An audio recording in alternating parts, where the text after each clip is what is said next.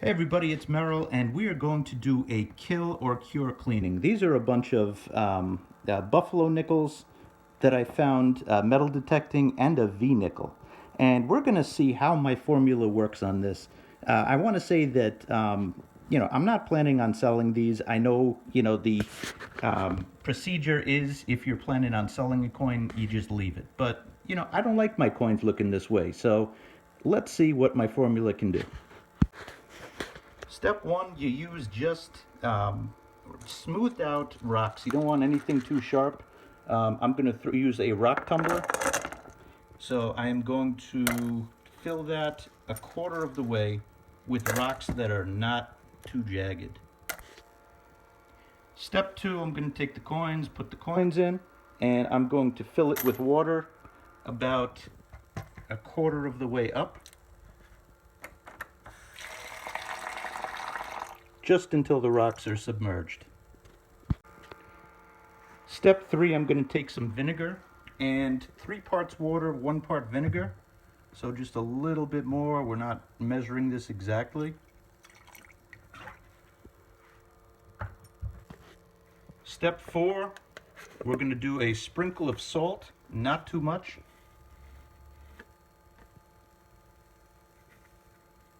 Good. A little bit of soap.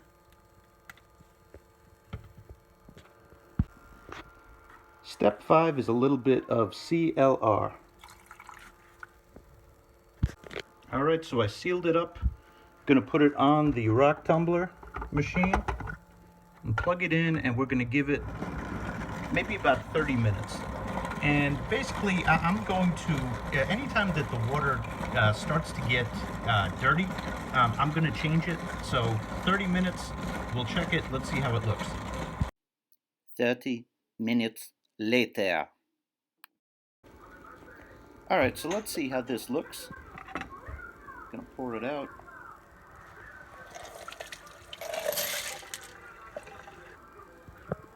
Let's give it a rinse and we'll see what we got. Oh man, notice the gunk on my fingers.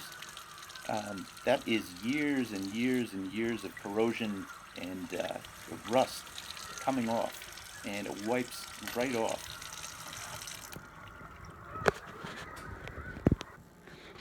All right, so give it about 30 minutes, and so far so good. As you can see, it took a lot of the layers of corrosion off. Um, and the patina looked horrible before. This one's coming out really nice. This is hit or miss. We're going to put it in for another 30 minutes and repeat the process. 30 more minutes later. All right, let's see what we got.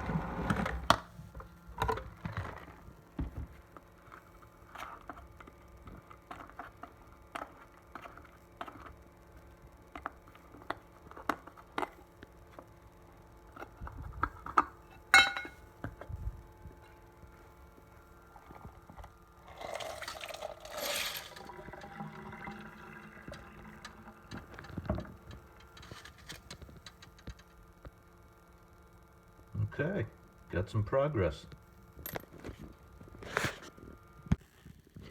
All right, so let's take a look at what we get.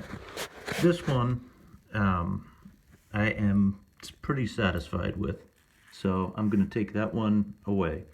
Call that done. The other ones, the V-nickel is pretty shot. You really can't see anything on either side. It's kill or cure. That one got killed. This one we'll call a cure. The other ones, the jury is still out. So I'm going to actually put these back in, even the one that we know is already killed, and leave this one aside. Yeah, let's give it another round, another 30 minutes. The final 30 minutes. All right, so we're going to call this experiment done. You'll see before and after pictures after these short comments, but Overall, I'm pretty satisfied. I'm a little disappointed that the V nickel didn't do better, but it was just too far gone. I mean, if it's in the ground for a number of years, it can corrode, and that's the case.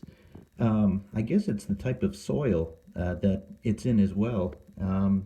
Some metals react, uh, very poorly depending upon the soil that it's in.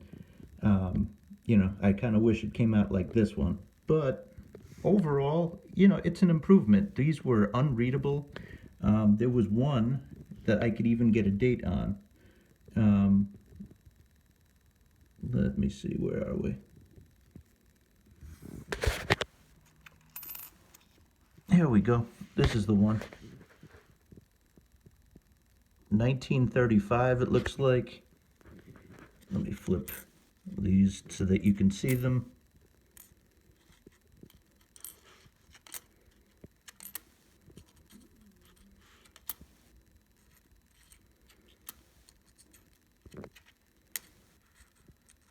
Yeah, so overall,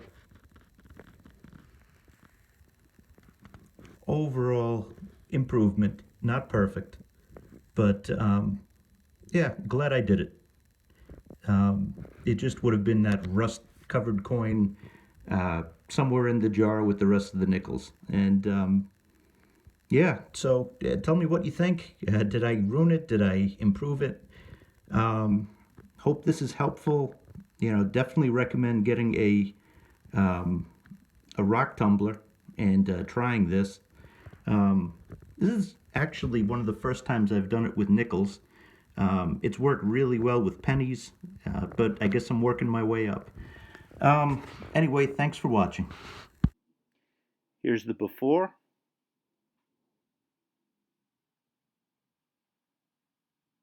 and here's the after.